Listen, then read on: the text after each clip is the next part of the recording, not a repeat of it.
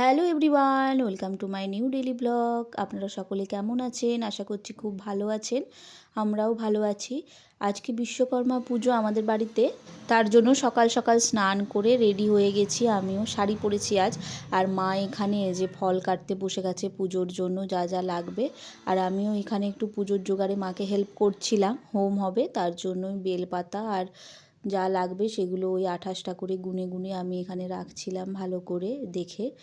আর এই যে তারপর বামুন ঠাকুরও এসে গেছেন, উনিও এখানে পুজোর জন্য যে ঘট বসানো ওখানে সব কিছু জোগাড় যন্ত্র করছিলেন।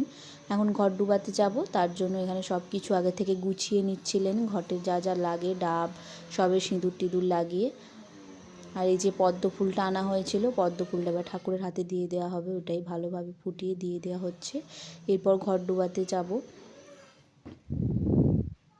ঘট ডুবাতে খুব একটা বেশি দূরে যেতে হবে না, আমার বাড়ির সামনেই তো পুকুর আছে, অনেক বড়ই পুকুর আছে, ওইখানেই আমরা ঘট ডুবিয়ে নিই। এই যে আমার বাড়ির সামনে অনেক বড় পুকুর আছে, এখানে ঘট ডুবানো হবে।